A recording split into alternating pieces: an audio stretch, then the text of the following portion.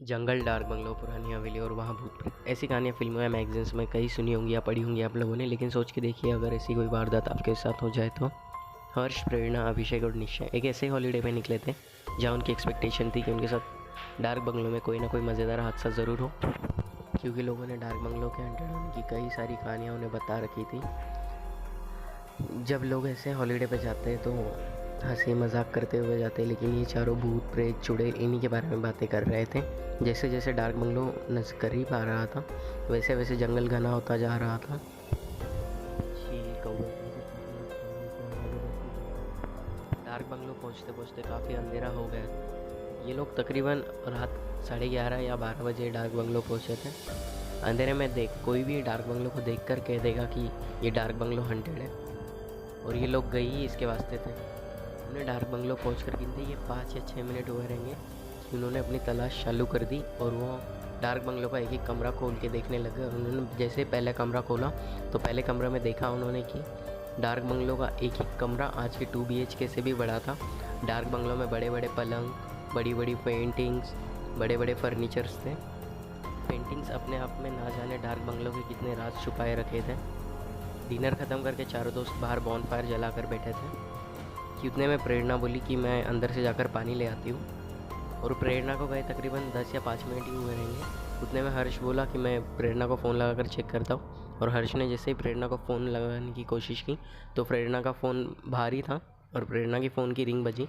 तो हर्ष बोला ये लड़की भी ना फ़ोन भूल कर चली गई, और हर्ष जैसे ही अपनी जगह से उठने जा रहा था उतने में प्रेरणा चीखती चिल्लाती हुई बाहर आई और कहा भूत। प्रेरणा हफ्ते हफ्ते हुए बता रही थी कि उसने घर में भूत देखा है, और ये सुनने के बाद हर्ष घर में भागा भागा गया और सब हर्ष के पीछे भाग रहे थे, और प्रेरणा इतनी डरी सहमी हुई थी कि वो उन सब के पीछे चल रही थी।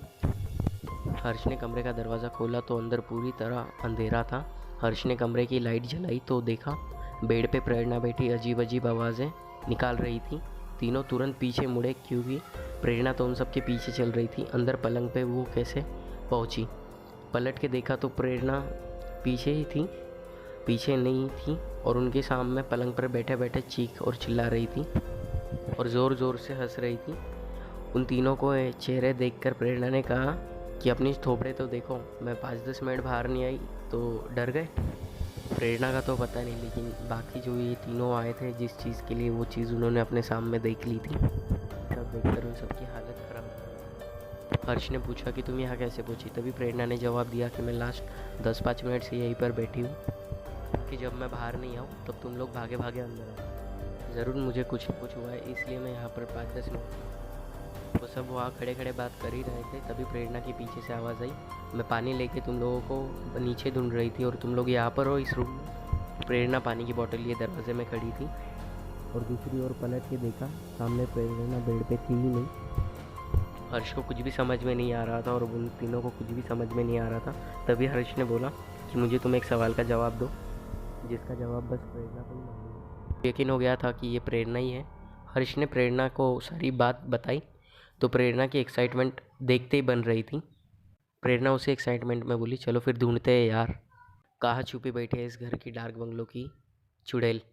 उस कमरे से निकल के गैलरी से होते हुए बगल के कमरे में गए।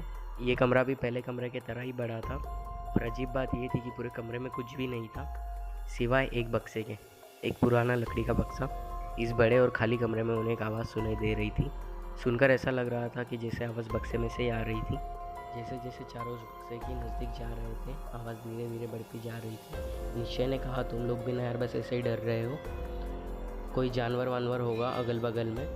निश्चय ने उस बक्सा खोला तो देखा कि बक्सा खाली था और बक्से में कुछ भी नहीं था, और बक्से में उसने अपना हाथ डालकर देखा तो उस बक्से के अंदर कोई निश्चय का हाथ पूरी ताकत लगाकर खींच रहा था, और उस बक्से में से आवाज़ अब साफ साफ आ रही थी। और उतना होने के बाद निश्चय चीखा और झटके से अपना हाथ पीछे पकड़कर आ गया, और 2 सेकंड में ही निश्चय की सांस फूल गई थी।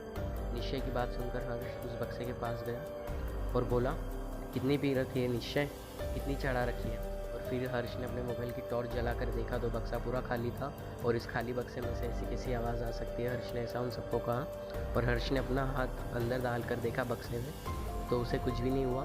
फिर हर्ष के बाद में तीनों एक एक करके अपना हाथ डाले तो उन्हें कुछ भी नहीं हुआ। निश्चय पूरा तरह से डर चुका था। लेकिन उन तीनों के साथ वैसा कुछ भी नहीं हुआ।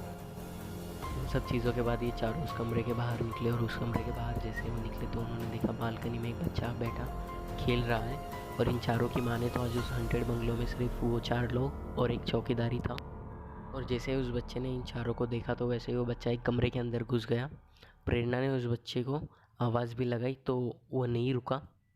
इतनी रात गए वो बच्चा यहाँ कौन था? हर्ष, प्रेरणा, अभिषेक, ये तीनों उस कमरे की ओर जा रहे थे। तभी उतने में पीछे से निश्चय बोला कि मैं तुम लोगों के साथ नहीं आ रहा। तो प्रेरणा ने कहा कि बस फट गई इतने में। निश्चय बोला मैं नहीं आ रहा तुम लोगों के साथ।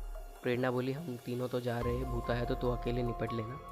निश्चय मरता क्या ना करता, डरते डरते चुपचाप अंदर गया उनके साथ। और चारों के अंदर जाते के साथ ही कमरे का दरवाज़ा बंद हो गया। पूरे कमरे में पूरा घना अंधेरा था और चारों उसी अंधेरे में दरवाज़ा ढूंढ रहे थे दीवारों पे अपने हाथ घस घस कर। लेकिन सिर्फ दीवारें ही दीवारें थी, महसूस हो रही थी उन्हें। कोई दरवाज़ा उन्हें नहीं मिल रहा था। इसी बीच उन्हें बच्चों की हंसने की आवाज़ें सुनाई दी। पूरे कमरे में चारों जहाँ थे वहीं पर रुक गए। उनकी सांस जैसे हलक में अटक गई थी। पूरे सन्नाटे में उनकी धड़कनों का शोर हो रहा था। अभिषेक ने अपने फ़ोन का टॉर्च जलाया और यहाँ वहाँ ढूंढने लगा तो देखा एक कोने में एक खिलौना पड़ा हुआ था जिससे ये आवाज़ आ रही थी। अभिषेक खिलौने के पास जा ही रहा था तो उतने में निश्चय चिल्ला कर बोला, नहीं अभिषेक, ये ज़रूर उसकी कोई चाल है, मत हाथ लगाना उस खिलौने को। अभिषेक निश्चय की बात सुनकर आगे बढ़ा और उस खिलौने की चाबी निकाल दी। जैसे ही खिलौना बंद हुआ उस कमरे में से एक आवाज़ सुनाई देनी चालू हो गई थी कि जैसे कोई उस कमरे में बच्चा रो रहा है। अभिषेक ने फिर से खिलौने में चाबी भरकर खिलौना चालू कर दिया तो फिर से बच्चे की हंसने की आवाज़ आ रही थी। और उसके हंसने के साथ ही एक आवाज़ और आई दरवाज़ा खुलने की। चारों तुरंत भागे भागे उस दरवाजे के पास गए और बाहर निकले। और जैसे गैलरी से जा ही रहे थे तो चौकीदार से टकराए। तो चौकीदार ने कहा, क्या देखा मैडम? भूत देखा या पति देखा या पत्नी देखी या बच्चा देखा? चौकीदार ने कहा, यह पहली बार नहीं है, आपके पहले भी कई सारे लोग ऐसे आकर गए हैं। कई बार मुझे बहुत लोग मिले ऐसे भागते हाफते डरते हुए इस डार्क बंगलों में। चारों के पास जवाब तो था लेकिन बोल कुछ भी नहीं पा रहे थे। इस बार चौकीदार ने बोलना शुरू किया। 10 साल पहले एक साहब आए थे अपने बीवी और बच्चे के साथ। बच्चा दिन भर एक खिलौने के साथ ही खेलता रहता था और मियाँ बीवी झगड़ते रहते थे। एक दिन बात हद से ज़्यादा बढ़ गई तो मैंने अपने बीवी बच्चे को मारकर खुद सुसाइड कर लिया। प्रेरणा तुरंत बोली, मैंने मतलब? चौकीदार हंसते हुए बोला, मैंने मतलब उसने अपने बीवी बच्चे को मारकर सुसाइड कर लिया। चौकीदार उतने में बोला, परेशान मत हुई, आज तक बीवी बच्चे ने और पति ने किसी का कुछ भी नहीं बिगाड़ा है, उन्होंने किसी का नुकसान नहीं किया। चौकीदार बोला, आप सब जाइए और अपने अपने कमरे में सो जाइए और कोई दरवाज़ा खटखटाए या आवाज़ लगाए तो नाम बगैर पूछे दरवाज़ा नहीं खुलना या कोई जवाब भी नहीं देना।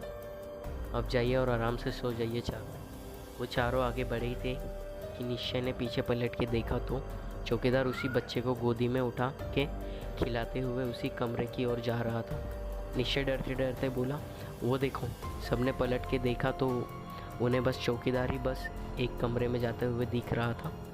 निश्चय के बाद बार बार जिद करने के बाद सभी लोग उस कमरे में चले गए और देखा तो ये कमरा तो डार्क बंगलों के सारे कमरों से अलग था। कमरा बहुत साफ़ सुथरा था, कमरे में रोशनी थी, ऐसी जगमगा रही थी और कमरे के अंदर बड़ी बड़ी पेंटिंग्स थी और एक डाइनिंग टेबल भी था।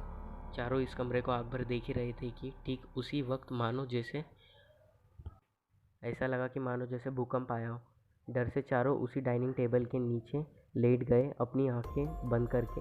एक एक काली सारी चीज़ें टूटने लगी और दरवाजे पर की तस्वीरें गिरने लगी। और जो कमरा पूरी तरह से अब तक शांत था उस कमरे में पूरे एक औरत, एक बच्चा और एक आदमी की चीखने की गूंजने की आवाज़ें आने लगी। और अगले 5 सेकंड में इतनी तेज़ हो गई ये आवाज़ें मानो जैसे सब कुछ उनके बगल में ही हो रहा हो। ये वो कमरा था ही नहीं जिस कमरे में ये चारों घुसे थे। पूरे कमरे में सालों पुरानी सीलन थी। कमरा कमरा ही नहीं था, कमरा टूटे फूटे फर्नीचर से भरा पड़ा था और एक सड़न और सीलन की मिली जुली बदबू आ रही थी कमरे से, जो इस कमरे को और भी भयानक बना रही थी। चारों की ये माने तो वो जिस कमरे में घुसे थे वो कमरा था ही नहीं।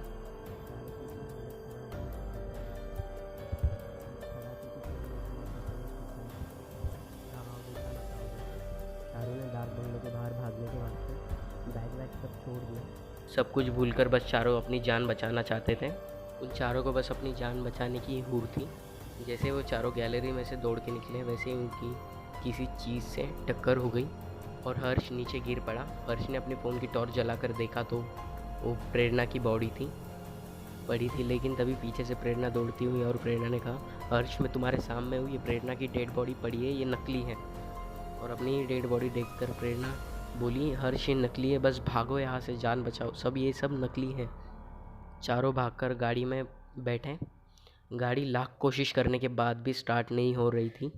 तभी हर्ष ने देखा प्रेरणा को अपने पीछे भागी भागी आ रही थी। हर्ष ने अपने रेयर मिरर व्यू में देखा कि प्रेरणा पीछे भागी भागी आ रही थी और प्रेरणा चिल्ला रही थी, अरे मुझे भूतों के बीच छोड़कर कहाँ भाग रहे हो।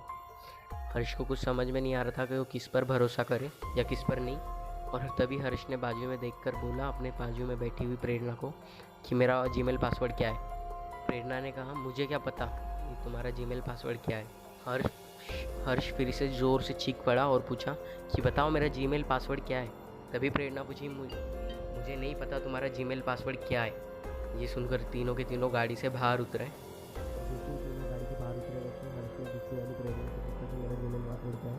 प्रेरणा ने हफ्ते हुए बोला कि इतनी जान पे बनाई है और तुम्हें जीमेल पासवर्ड की पड़ी है। हर्ष ने और चीख कर पूछा तो प्रेरणा बोली, हर्ष @प्रेरणा। ये सुनकर उन्हें यकीन हो गया था कि ये असली प्रेरणा है। हल्के कदमों के साथ जब वो गाड़ी की ओर गए तो देखा वहाँ बैठी प्रेरणा वहाँ नहीं थी। हर्ष ने तुरंत गाड़ी स्टार्ट करी और सीधा हर्ष ने आकर गाड़ी अपने घर पर ही रोकी। लाइफ में धीरे धीरे उनकी सारी चीज़ें बदली, उनके साथ कोई हादसा नहीं हुआ, लेकिन एक चीज़ नहीं बदली, तो वो थी हर्ष की आदत बार बार अपनी बीवी को, प्रेरणा को बात बात पर जीमेल पासवर्ड पूछने की आदत।